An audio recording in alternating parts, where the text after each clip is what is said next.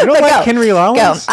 I have questions. I have questions about what is happening right now. All of that.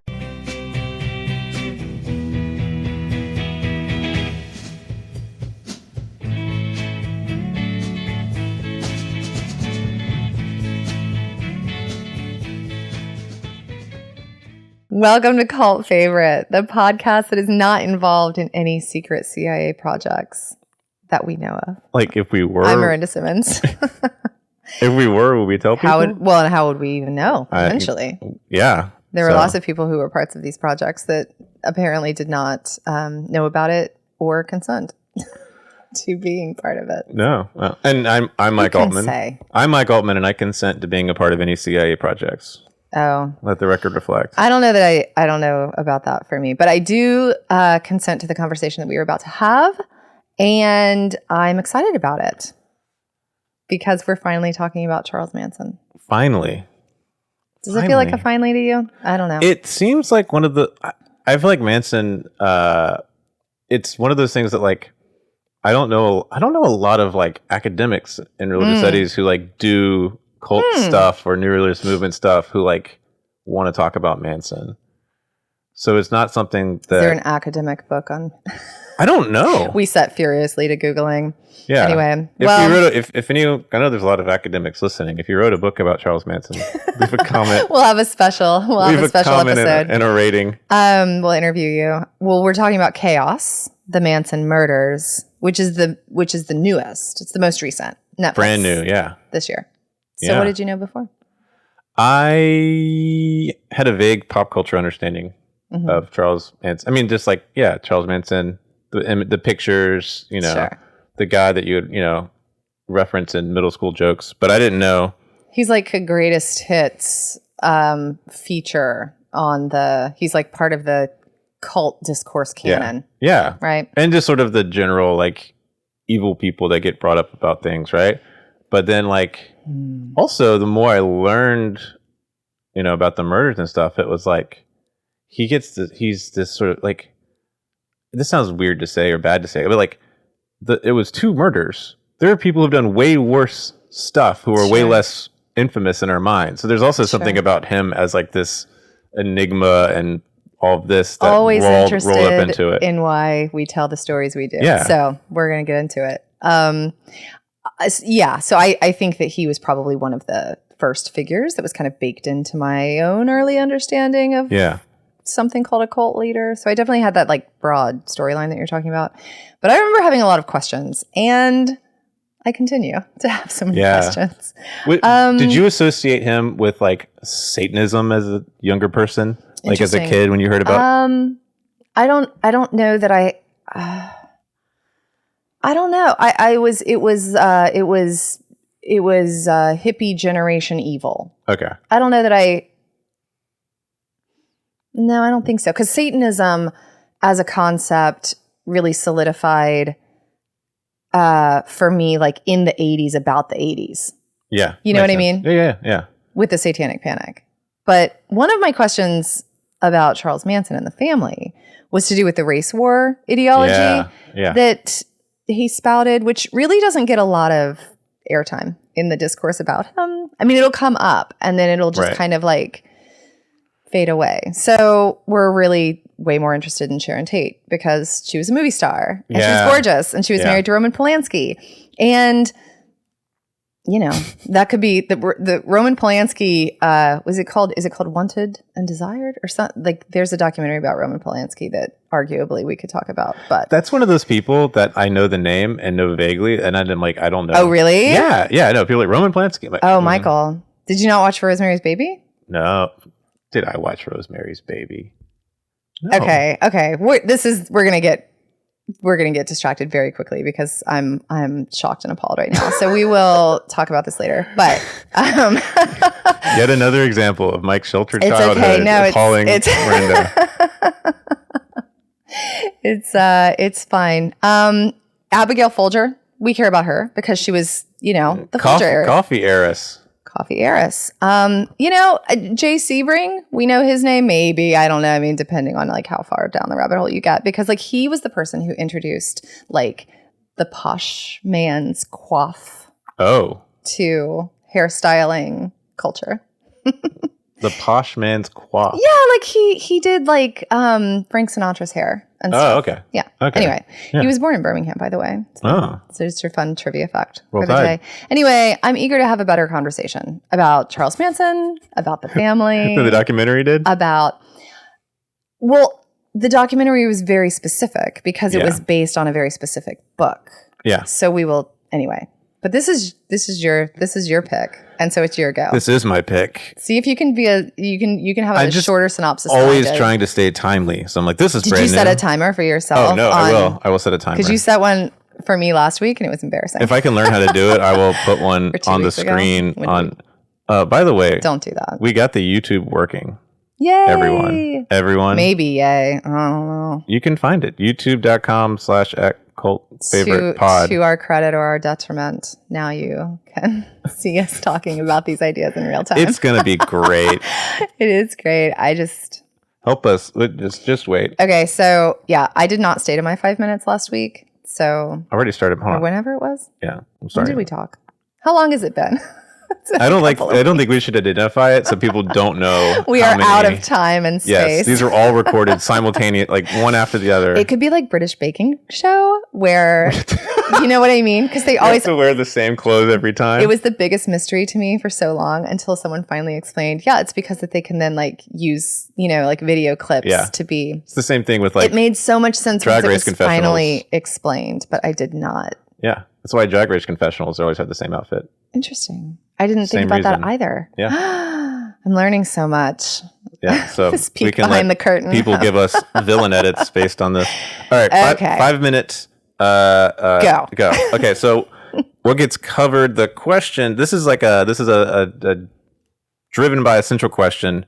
Why did these women go along with Manson and commit these crimes? Like, how was Charles Manson able to convince these young women to murder mercilessly? Young men too.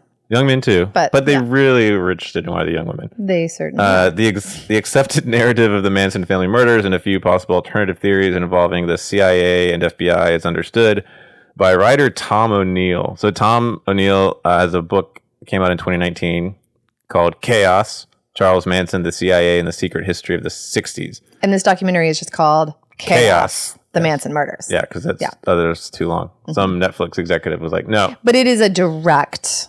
No, it's literally... it is this book. The book started as an article for Variety, I want to say, or something like that. The reason that you're not going to get to 5 minutes is really because of me. I'm just going to own that right off the bat because I'm going to ask you who directed this, Michael? Errol... Morris. Is that a name that you knew? Yes. What did he do that I knew? The Thin Blue Line. That's what it was.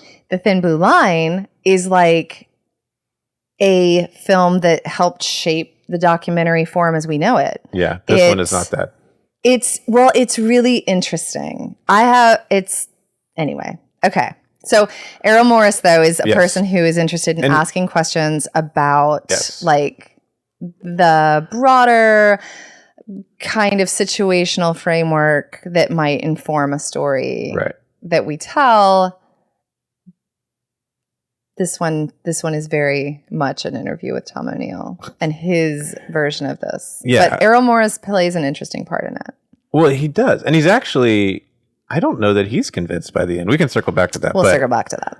Okay. So what's not in the film is all sorts of alternative possibilities don't really add up to a full-fledged alternative narrative. So there's a kind of just a lot of...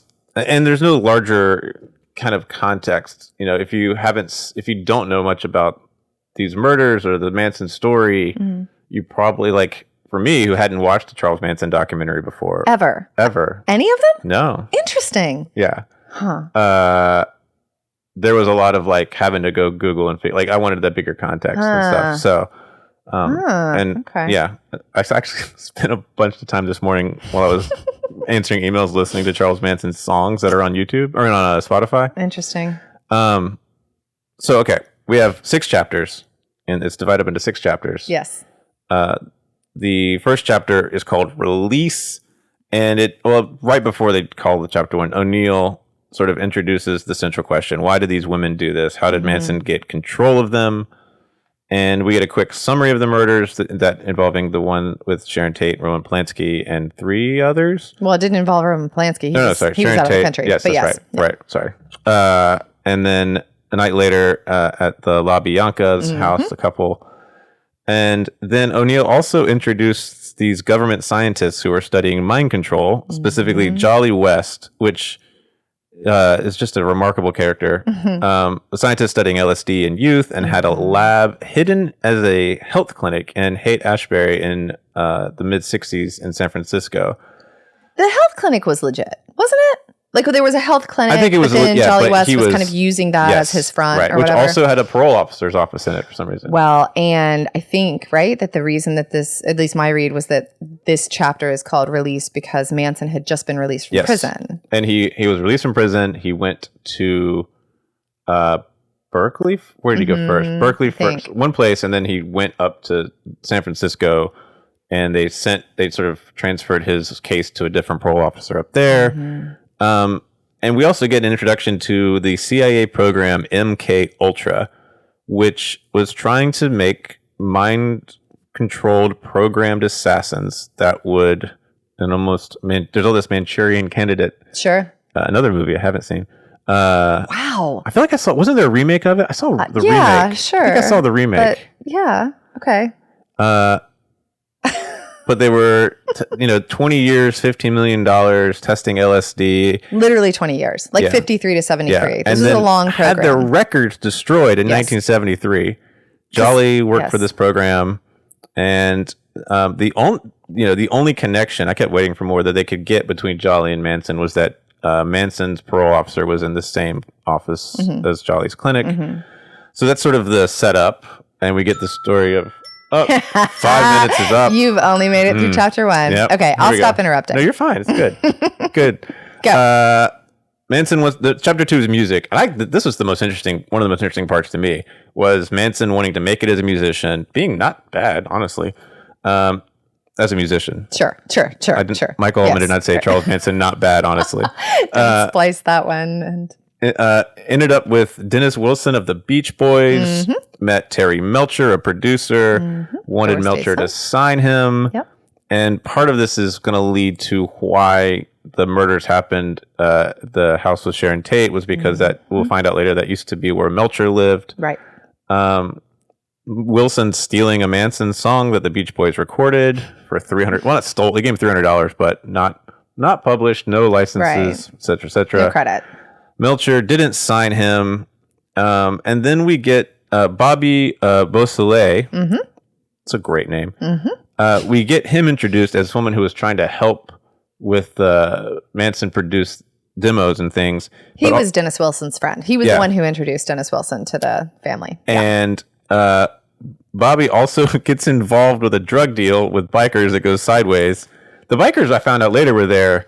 It's very convoluted, and they don't do a great job unpacking this. But the bikers were brought there by Manson as security for the property of the Spawn Ranch, this old movie set ranch they were living in. And so all of this leads to basically Bobby killing a guy named Gary Hinman, who was the one that Bobby got the drugs from that he tried to sell to the bikers. That the bikers had a bad trip on and then tried to come after Bobby. And then Manson gets involved and tells Bobby to, and like Bobby kills Hinman, and Manson says to make it look like the Black Panthers did it. Hence the writing political piggy and a paw print in blood at the scene of the crime. And like Bobby's arrested Bobby's arrested a couple weeks later, and then the next day is when the Tate murders happen. Yeah. And then we get chapter 3, Murders, which I subtitled, Let's Go to Conspiracy Town. I don't like that trip, but go. Let's do it. Let's go. I'm your passenger. Here we go. Yes. So another drug deal gone wrong leads Manson to shooting a guy named Bernard Lotsapapa Crow. And Manson thinks he killed him and thinks he's a Black Panther because he kind of is dressed like one, apparently. And this also involves a fella named Tex Watson, who was a member of the family. And had orchestrated the deal. And Manson thinks that Tex Watson is going to snitch on him. So he makes text, he wants to make text complicit in an illegal action. It's this sort of, they talk about this as kind of incarcerated logic of like, if someone's going to snitch on me, then I need to get them implicated so that I have something on them and they have something on me. Yeah. And actually, a lot of this, one of the things that kind of goes unmarked is the ways that like incarcerated social norms structure how Manson sees the entire world in terms of who belongs to who. Like someone is always in somebody else's custody. There's one point where he talks about one of the women, and he says like, he talks about, I think it's about all of it, like before they belong to me, they belong to their parents, they belong to the cities, the schools, they belong to their teeth. Like, and in his head, it's sort of everyone is incarcerated to somebody in this interesting way, right? Or this way, yeah.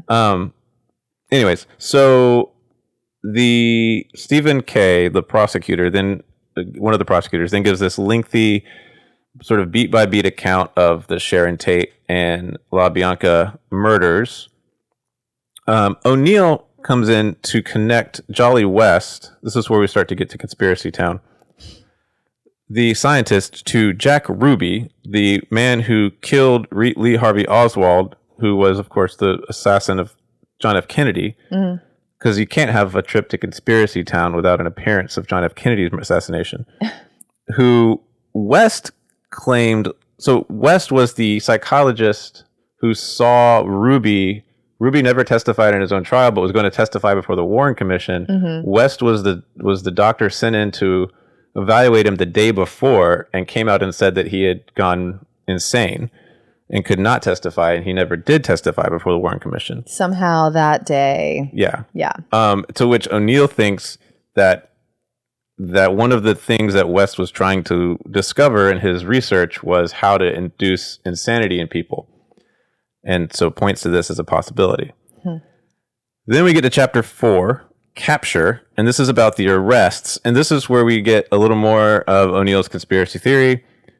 Well, I say conspiracy theory. Explanation. Who am I? Who am I to call it a conspiracy theory? His thing is like, yeah, like if the government was invested in trying to make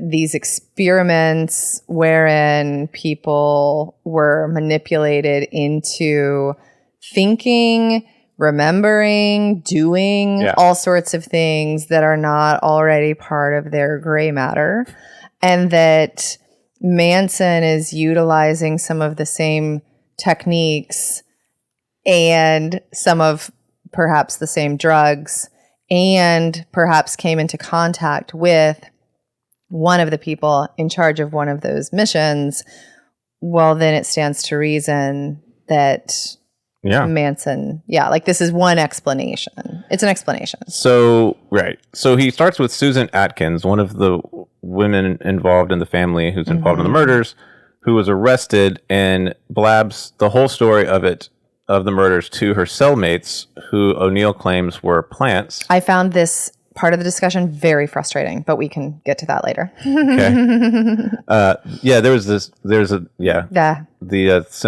Anyways. Then they give Atkins a new lawyer that has, quote, more control over their clients. The idea being that basically the prosecutors are getting her a lawyer that will be easy for the prosecution to work with.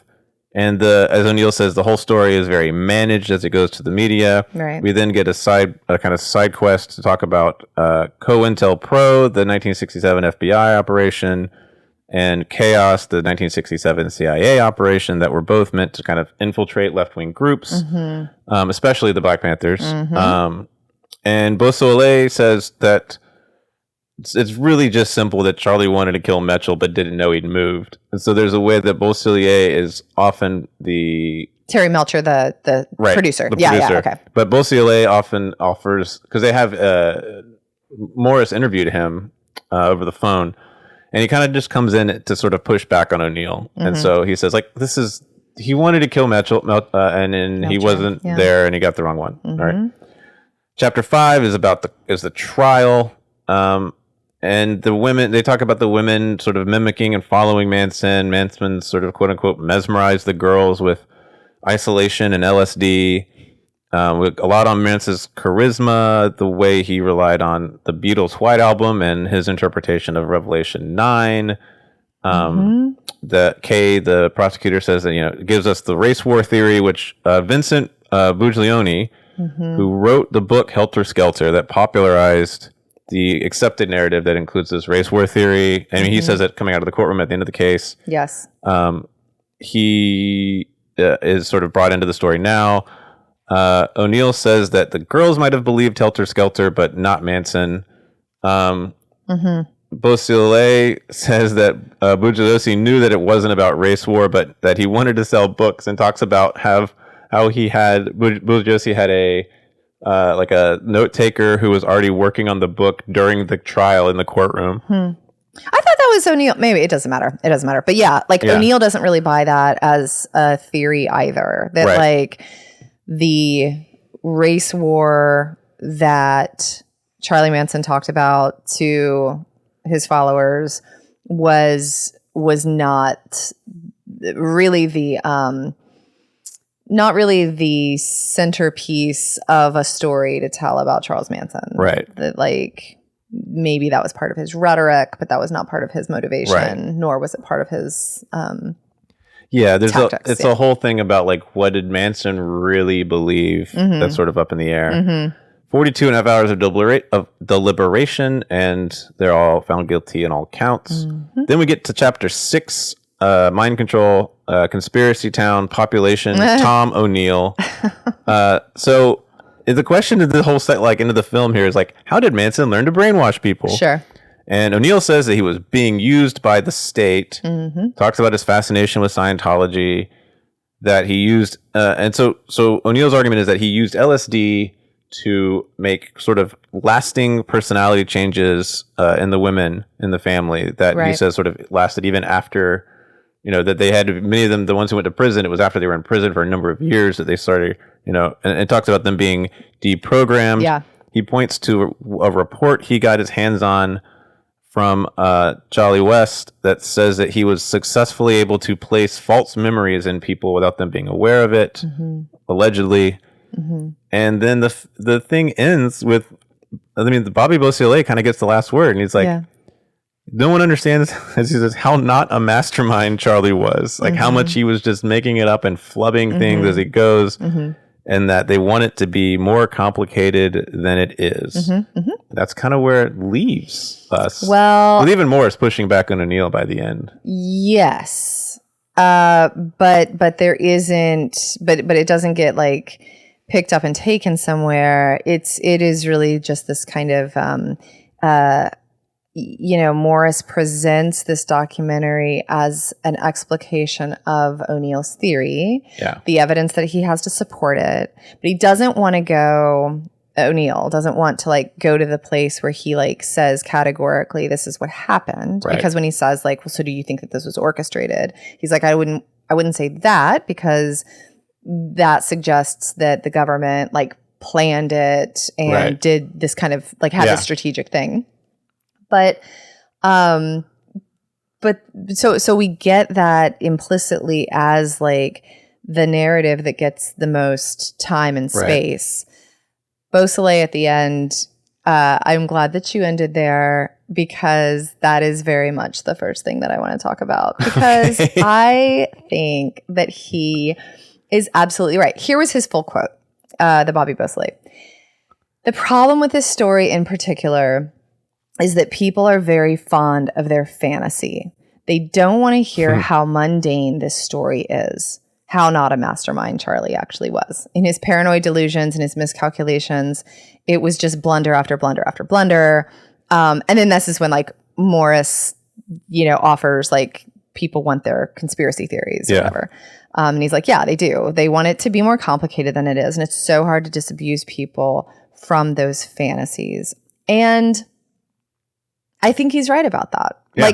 I don't actually have a problem with the O'Neill story getting presented. I think absolutely that inside of MKUltra and COINTELPRO and the CIA's chaos program, lots of shady stuff was going on. Yeah. We know this. And I don't have a problem believing at all. I don't find it controversial at all to say that there were mind control experiments that were happening, that like, I don't find that necessarily like out there and fanciful. What I do think is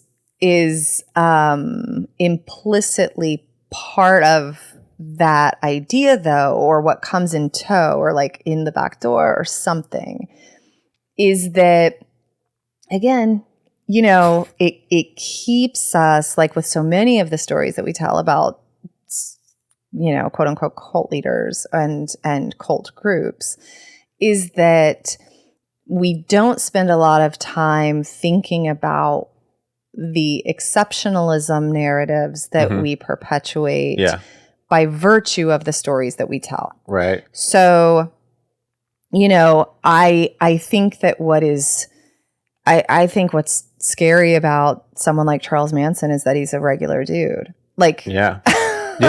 And I think that whether you are talking about him as this charismatic cult leader or as a, you know, puppet of the state, or as a manipulator of young women, or as what all of those things do, and what they share in common that I think is intensely problematic, is that it creates the idea of Charles Manson as this thing impossibly removed from human behavior that is normal. And so we want to make it make sense, right, by creating these exceptionalism narratives that rationalize things. Yes. So the girls were from dysfunctional homes, and he was an ex-convict, and they were druggies or whatever. But like, the contents of those narratives that we use to rationalize things are pretty mundane too. Yeah. Shitty families, lots of drugs, dysfunctional relationships. Yeah.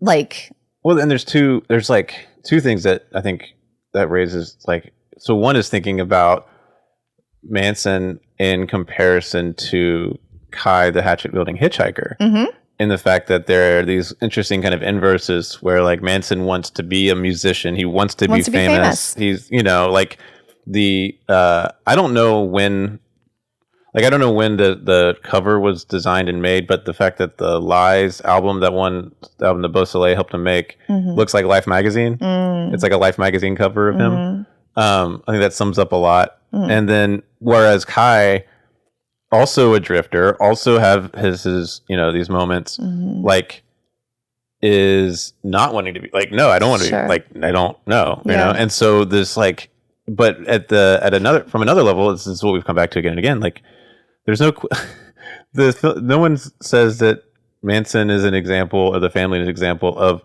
all of the failures of the system that become evident in this moment in American history. Yes, the only person who says that is Charles Manson, which is a big problem, because that's it's like, true. Yeah, that's, you know, at the very end, where he's like, I performed what you wanted me to perform. And then, like, you know, of course, he goes into his, like, nobody would be here if it weren't for me, like, whatever, his kind of like self-God speak or whatever. But like, that whole idea of there is a I am playing a part in a story that you created, is or that a system created, or whatever. Don't blame me for your children. Right. Yeah. Lots of people had access to them before I did. Yeah. Is not wrong. So while I, like, absolutely he's it's not a, like, so really it makes sense in a way that, like, downplays the horror. No. Yeah.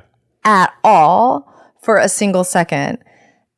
I think it is to amplify the horror of the everyday. Yeah. And what kinds of things we let pass by and we don't recognize as horrific because they don't have the same kind of, like, eccentricities that we want to attach to this nutty character who like carves or the same. I mean, the same marketability, right? Like a huge piece of this is the amount of like I would be curious because I went to Charles Manson's discography on Wikipedia, and there's been a number of records released. Really? Yeah. Wow. Like all the way up until like. How many songs does he have though? Well, a lot of them are repackaged stuff, like stuff that was released on vinyl that gets repackaged and put out on CD. Yeah. But then there's recordings that were done in prison in the 80s that he did.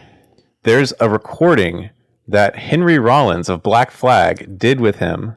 So what's your point about this? Because I don't want to like steamroll and make, because I have a question about this. But what was interesting to you about that? So yeah, and to finish the Henry Rollins story, yes. It was pressed. There were five discs pressed, and then it was too controversial. And apparently Rollins owns 3 of them, and no one knows where the other ones are. Sure. So if anyone out there has the Henry Rollins produced Charles Manson album. But my point... And burn it immediately. I'm so not interested. You don't like Henry Rollins? Go. I have questions. I have questions about what is happening right now. All of that is to say that there was, even in the moment, there was a marketability, and there was and everyone... I mean, the fact that the prosecutor wrote the book that became the made-for-TV movie, like... There was and that this happened in Hollywood the way it did. There was so much money to be made off the myth of Charles Manson. Sure was. That sure is. Yeah, that like I mean that like so there's no I think that there's no reason to it can't be mundane, right? Like there's no one wants to spend money on that, right? Yeah, exactly. And so like the real conspiracy is, I think, the ways that, like that everydayness is ignored or whatever in order to render this product. The real conspiracy is capitalism. The product I find so because so if there is a whole like set of releases of all of these songs, I have instant questions about like who's producing them, who's making the money on them. Yeah. And if you are using the murder of 7 people to make some money because this guy's guitar chords were kind of neat, fuck you. Like I have no, like, what is that? I mean, I know. And one of them was like live at San Quentin. It's sort of like that's the recordings that they did in the 80s when he was in there. But it's interesting music because he killed these people. Yes. Like Terry Melcher's whole thing was like, hey man, you're cool. Your songs are rad. Like he does sound like, I was trying to, I don't know. He's got this kind of, like it does sound like something that could have been released and marketed in the 60s as part of this like hippie folky kind of vibe. He does make like some chord progressions and like some rhythm changes that are familiar to like pop music at of the day that was pretty popular. Yeah. But like Melcher, when he like goes out and visits with a family and hears him play his songs, is like, hey man, you're cool, your music's cool. Thinking as a producer though, I don't really know what to do with you. Right. I don't really have like he couldn't kind of like create a shtick for him. Yeah. And so that's why he didn't give him a contract. It's why he didn't feel like he could sign him with a label. And so now what makes him have a shtick, what makes him marketable with a label is the fact that he's a murderer and or coerced people into murder or whatever. And it's like that's grim. That's really bleak, Henry Rollins. Yeah. Like I respect or whatever as for your own musicianship, but that's pretty grim.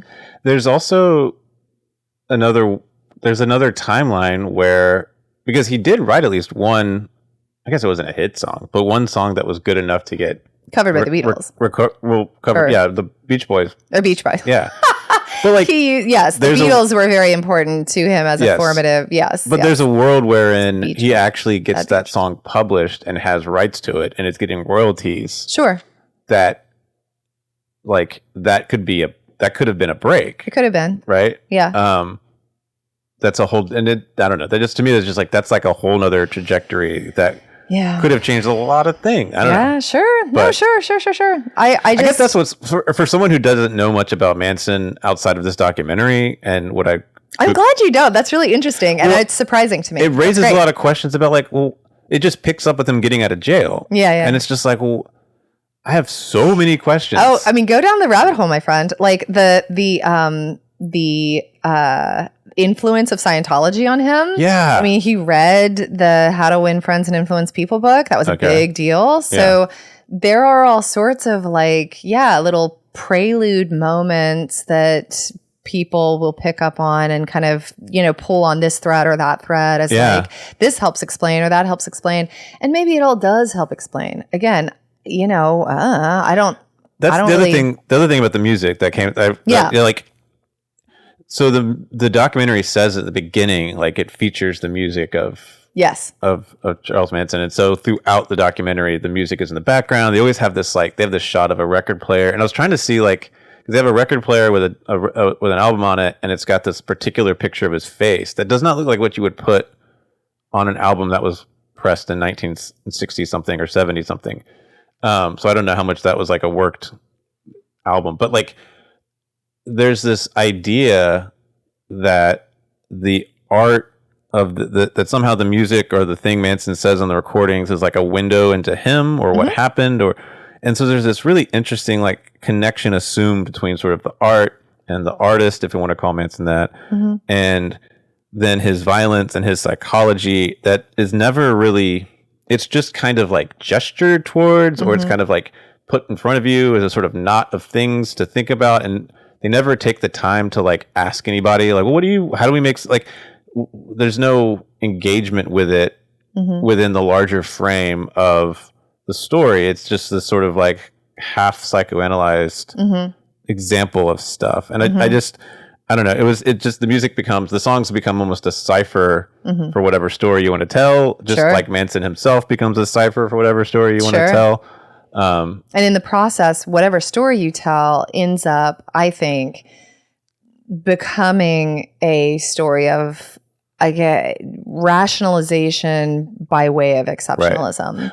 And so whether that's because of the CIA, whether that's because of drugs, whether that's because of, cult behavior, whether that's because of abuse, it all becomes something that takes him out of, a Tuesday where a really, really like terrible set of choices. They don't say anything about like that. The other thing was like the La Bianca murders are just like they were driving around thinking about killing somebody. It's like that's it. I mean, like, that might have been true, but that's again like that's because if it's random and it's like there's a nice house, whatever. That's not a good story. Right. You know what I mean? But like that is also 2 lives snuffed out. Yeah. But it's not a movie star. And so it doesn't get the same kind of airtime. What also does not get a lot of airtime in, you're quite right to say that the book Helter Skelter does sort of articulate this race war that Charles Manson propagated as an idea among his followers. So I don't know much about this podcast, but there is a good 2-parter on a podcast called Truer Crime by Celicia Stanton that goes into the idea of like the way that the Black Panthers get scapegoated. That whole process, that whole like element of the dynamic that was going on within the family is something that I just feel like is kind of breezed past. So while it gets some time in Helter Skelter, for sure. One of the reasons that I appreciated like her work on the Manson murders is because she really digs into that, that element. And I think that the reason we don't spend a lot of time on the ways that the Black Panthers were scapegoated just from start to finish of this story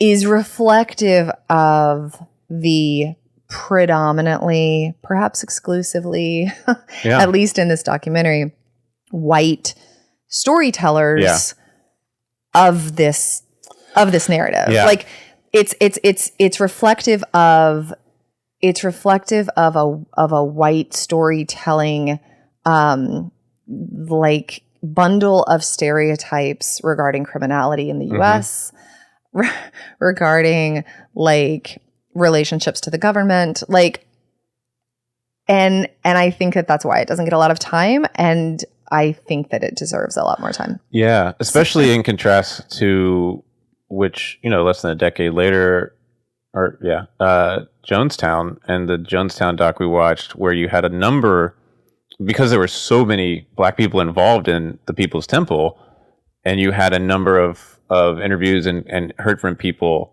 who were not white about that story. And so it really, I think, was a big contrast there, right? Now, granted, everyone other than, I guess, lots of Papa, but everyone involved in this is all, white people, which is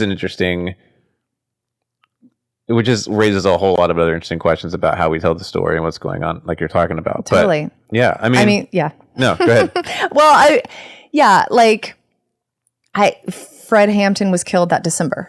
Yeah. You know what I mean? That's a really good point. I didn't think about that. And like, I guess that's maybe that documentary is out there, because like I said, I haven't watched any Charles Manson documentaries, but the documentary that sees this as the media phenomena and can put it into that kind of context, I think would be really interesting. Because like what kept coming back to me as I was watching this was, did you ever watch Dragnet?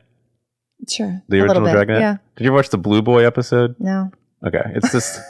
I don't know. It was my favorite Dragnet episode as a kid. I love this episode because it was... I know the 3-2-1 contact spoof of Dragnet. Mathnet. I love Mathnet. Oh my God. Love Mathnet. That's a deep cut. Okay, yes, go. Anyway, about the Blue Boy. Square One TV. Blue Boy, he's like this like hippie guy who takes LSD and his face is all painted, and it's just like, and of course runs into, the very clean cut cops or whatever. I don't remember the entire plot. It's just in my brain. But like there's the role that the role that the story plays, and they get at this a little bit, but like in the larger understanding of like what's happening and the demonization of the hippie movement and the kind of new left in general that comes out of all of this, that like if your kids become hippies or if your kids have anti-war politics, then they will like fall under this spell. And it's this thing where like you said earlier, like Manson's right that like there's lots of people that had them before me, and so the system is just as controlling. Like the lawyers control Atkins the same way that Manson controlled her. They isolate her. They surround her with particular, with these plants. But and that there's no differentiation about sort of what the ends of these are and how it's going on. Like all of that. There's something about like the sort of social location and the way it fits into the larger moment that I think is like really interesting. And it's probably out there. I'll have to go find it. But wasn't in this one. Here's some more if you just want more from that. I mean, like, the Tate LaBianca murders happened in early August. Like a week before that was when the moon landing happened. Okay. A week after that, like mid-August, is when Woodstock happened. And I don't... Okay. I say that only to say that like in the larger just, I don't know, space of what was going on in the US in that moment. Yeah. Where the government and racism and violence and the hippie movement and the anti-war movement, and like where all of those things create some kind of crucible, vortex, I don't know. But like there is a larger structure of the government in relation to violence and surveillance. Yeah. That Charles Manson belongs to, whether or not you buy Tom O'Neill's theory. I guess is my point. There was a lot happening inside of these contexts and structures. Those are the structures that make Charles Manson possible, right? Like it's like that's the other side, is like whether or not he was a product of the CIA and the FBI directly, or whether or not he was a product of Jolly and MKUltra, he was a product of that swirl you're talking about. Of someone who felt like it was legit to scapegoat the Black Panthers for something. For murder. Right. Like that. I think Charles Manson is always possible because people can always commit horrendous acts of violence against other people. You know what I mean? So like, I would be slow to say that like something in particular created, I'd be slow to say that something in particular created him, because I think that intersubjective human behavior created him. Right. But it's where people do not have access to basic human needs that then make a particular figure really compelling.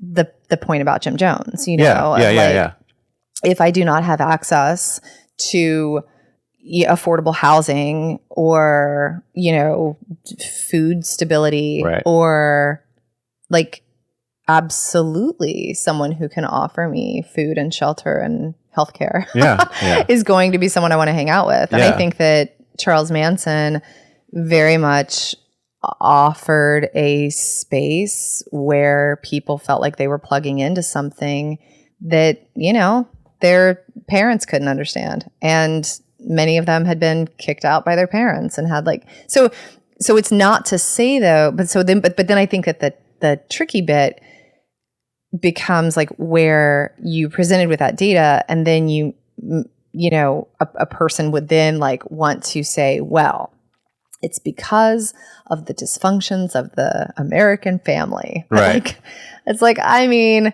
sure. Like that dysfunction is not the exception. It's the like. That's the okay. So that's the water we swim in, right? As like how our expectations of anyway. It was interesting to that point, sort of that point.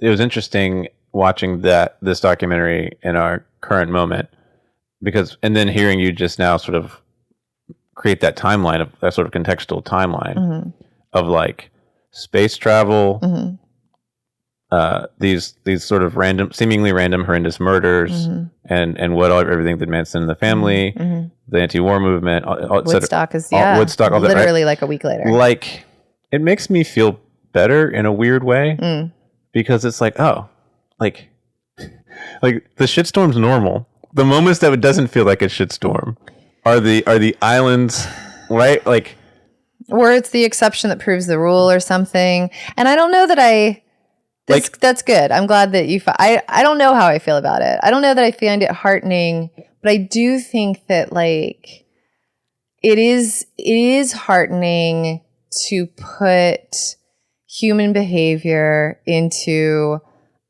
a larger context of human behavior, and to see that like, okay, this is how people respond to things. This is how rapid social and technological change always leads to stuff like this. To moral panics. Yeah. To like, yeah.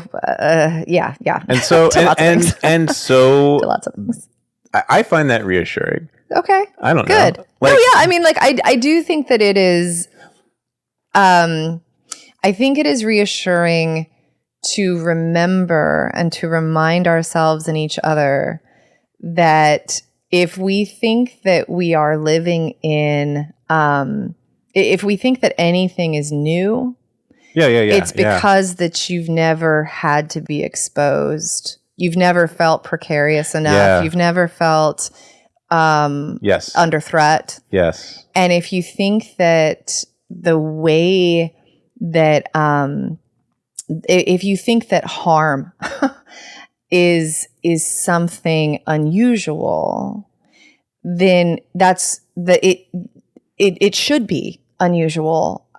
But I think it's an exception that proves a rule about the ways that insecurity, structurally or otherwise, begets harm. Yeah. And perpetuates it. Yeah. It's interesting. And creates cycles. I don't know if this harm. Yeah. No, I don't know if this will make any sense to people listening to it, but it'll make sense to me. So, but we had Suzanne Van Goons come and speak in our department about, and she was talking about postdoctoral scholar up at Princeton. Yes. Mm-hmm. And her work is on these pickup artists in the early 2000s, right? And I had a few students go to the talk for extra credit. And I was asking about it in class afterwards, like, what did you pick? And what was funny was they said, a couple of them said this, like, I didn't realize that there was a manosphere back then. Like, they thought that Andrew Tate was that new. Was a new, yeah. And it's like, and they're like, I did not realize that there was a cycle to this, and that this is how. I was like, yeah, like, yes, this is why I'm glad. Like, great, like that's what they're here to learn, is to recognize that. No, 100%. And also, though, too, like that's also arguably like the culture of Mad Men. You know, that's a manosphere. Yes. And so it's just that our language changes, and our terminology evolves. But we should not mistake new terminology for new phenomena. Yeah. Like, what is old is new again, always and forever. No, that makes sense. Is that our takeaway? No. Well, what do you have it? We didn't even talk. I just wanted to highlight the fact that they call these women girls the entire documentary. I think that's I think that is something to know. What's going on with that as far as the rendering of them as completely agentless? 100%. Part of it is because Charles Manson called them his girls. So part of it is like, I think, just a reproduction of that language, but a problematic reproduction, perhaps. We do not need to dig in to the semi-prostitute category that Tom O'Neill introduces. I did not in relation because he knows to her. He said, and that just flew she's a right friend by. of mine. Yeah, these are the cellmates. He's talking about the cellmates that Susan Adkins told her story to after she was arrested. The link, the transition from her telling her story to these cellmates to what was the broader point about her lawyers coercing her and manipulating her in these different ways was a bad transition, man. Like, I did not understand the context of like, so how does her relationship to these women and the story that she I mean, I get it. Why her telling other people her story then creates a problem for her legal case, blah, blah, that then creates an opportunity that but I think his argument was that these women were planted. Were, quote, semi-prostitutes, meaning that they could have been paid to go sit in there and get the story out of her. I think it was, maybe. Or were somehow negotiated like the fact to that do that. we even have different readings on it or that different readings are even possible is part of what I find, oh my gosh. I think that it was like they were planted there because they were married to the same guy that then, I don't know, like that they were being used to... Yeah. It's what a lot of the O'Neill stuff is, where the connections are missing. Like, he even says, I can't put Manson and Jolly in the same room at any point. Yeah, and, that's true. But I brought that up because I wanted to plug, you put in the notes, because I was saying, like, I would love to find out, like, there's nothing on these women. I did find Patricia Krenwinkel, who I think was involved in the LaBianca murders, but not the Tate murder, but she's one of the family. Right, yeah. There's a 2014 documentary about her, but it's I don't think it's streaming anywhere. It was just okay. But you said there's a 2019 doc, Manson, The Women, streaming on Peacock. So that might be. It does seem like it is NBC special report kind of thing. Yeah. Like a Dateline or something. Kind of. So there will be like, yeah, but yeah, it does spend time interviewing them anyway. Yeah. All right. I'm going to refrain from talking about it since we are. Okay. We're just talking about one documentary here, but yeah, there is something. My takeaway is always my takeaway, but that's good, right? That means that there's a theme, there's a through line. Yeah. The call is coming from inside the house, everybody. Yeah. And so and also like, so yeah, like Manson was mundane. I think that my takeaway is Beausoleil's takeaway, and as ever, I think context is really underrated and deserves some paying attention to. When you say Manson is mundane, if there wasn't Charles Manson, I guess I wonder is like for this in this moment, wouldn't there gonna have to be a Manson, like with everything, with all of the anxieties and fears being churned up by what was happening and by these young white kids around, in San Francisco. Eventually there had to be yes, and there were lots. You know what I mean? Right, but only one got to be Manson. But perhaps because the people that he killed were famous and rich. Yeah. And even the LaBiancas were living in a Ponzi neighborhood that was very posh. Yeah. And like... Because there was no freak out when Gary Hinman gets killed, is murdered, and has the exact same language written on the wall. No one gives a shit. So like, I want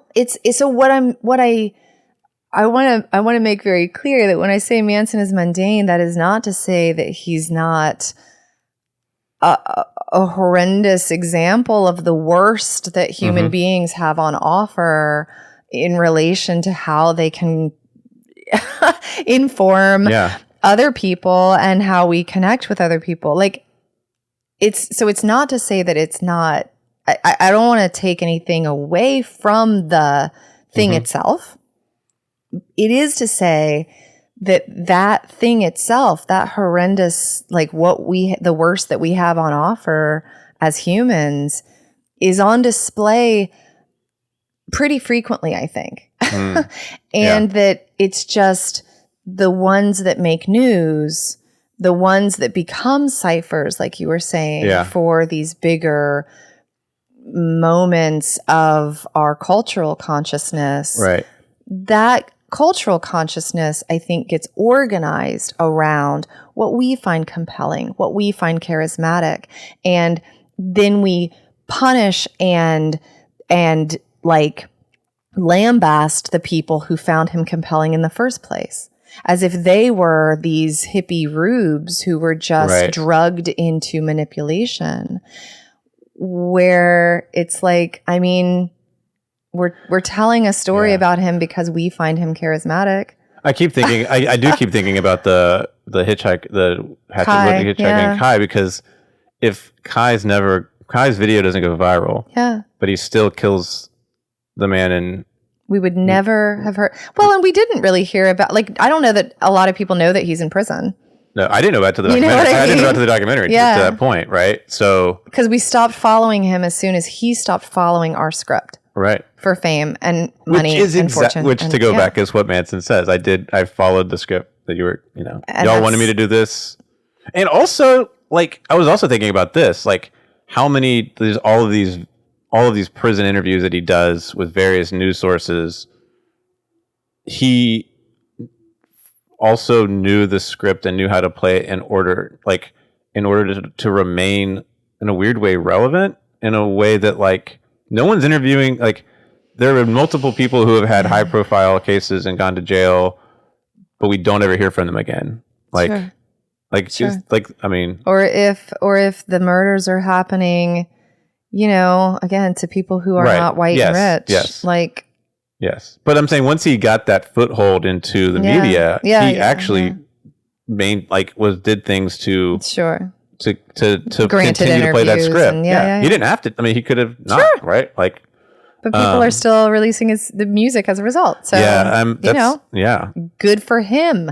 Which is exactly the problem. It's like, anyway. My takeaway is I walked into a cult documentary and found a conspiracy theory documentary. Mm-hmm. And potato. Yeah, I mean, I don't know. I was going to ask you if you found this convincing, and I don't think you did. Maybe like I don't know. Maybe they might. I don't know that doesn't matter. Not to me, but there are lots of things that do matter to me that I'm sure categorically unimportant to other people. So I do not want to I'm not being like holy. No. I don't know that. I think what I find interesting is the quest to explain Charles Manson in whatever way we try to explain it.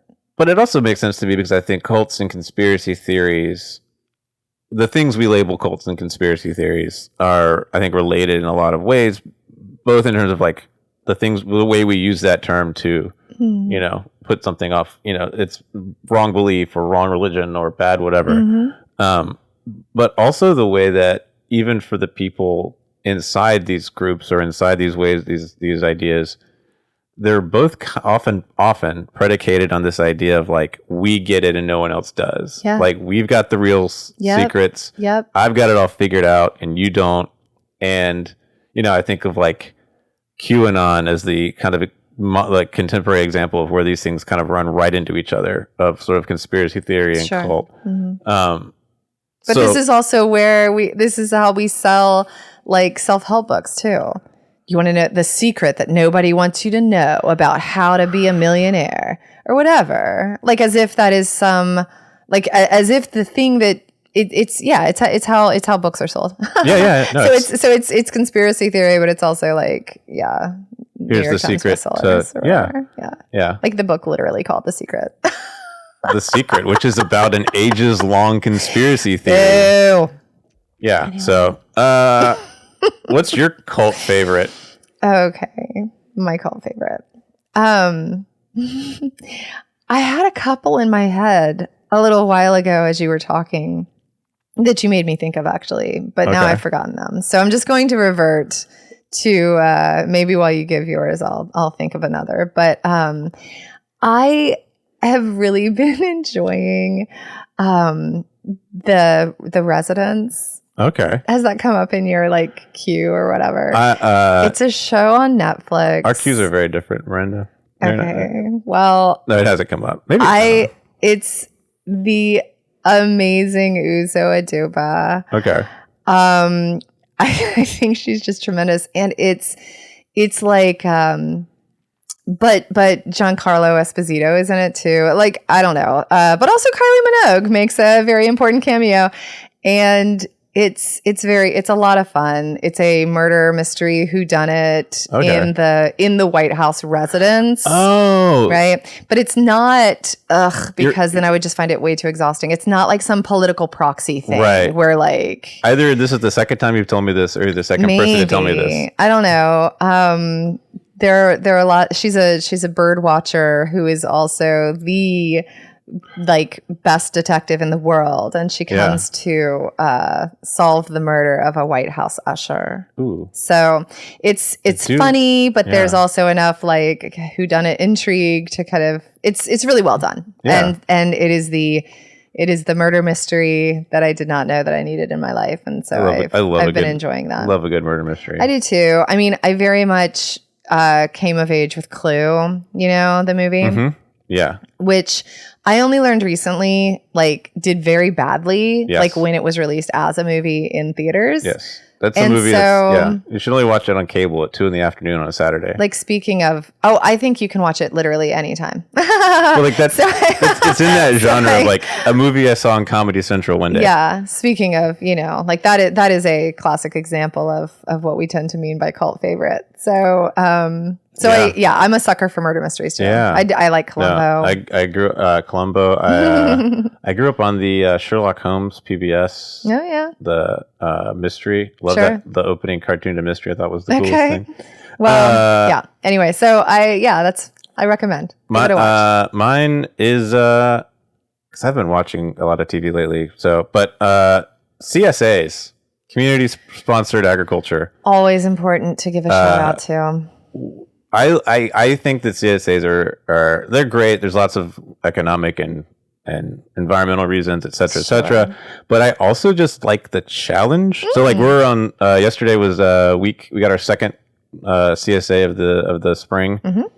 And like it's always full of stuff that like we would never buy. Oh, interesting. Yeah. And so it's like this challenge of like, all right, what am I gonna to play with yourself? Right, what are we gonna make with this puzzle? When in doubt, it's just like slice it up and roast it. But like and there's stuff we will use like strawberries and things. But yeah, I think CSAs are a fun challenge to like force you to like cook things you wouldn't normally cook. Yeah. So find a good CSA helps around out you. Local farmers. Yeah. Yeah. So doing the hard work. Yeah, shout out to Snowbend Farm. I think that's what it is. Snowbend, yeah. For our CSA. That's probably where it is. Cool. This is a fun conversation, Mike. Yeah. About a really dark topic. So well, that's what most of these are. Thank you. I don't think... Thank you for providing space of light and... Yeah, you're welcome. In these dark topical times. Thanks to everybody for listening. Yeah. And watching potentially now. Watching. You can find it. Y'all, there is really good social media content coming. Listen, y'all, seriously, you guys. Seriously, we have learned things. So keep an eye out on the Instagram and on the TikTok, Cult Favorite Pod on both of those. There's a YouTube channel where we actually have videos, not just audio. There's an audio only list if you're one of those people who like uses audio on YouTube, but there's also videos of us hanging out and talking. And then special thanks to the Department of Religious Studies for making all of that possible. And we'll see y'all in a couple weeks. See and hear. See and hear. Do all of it. These sensory extravaganza. Bye.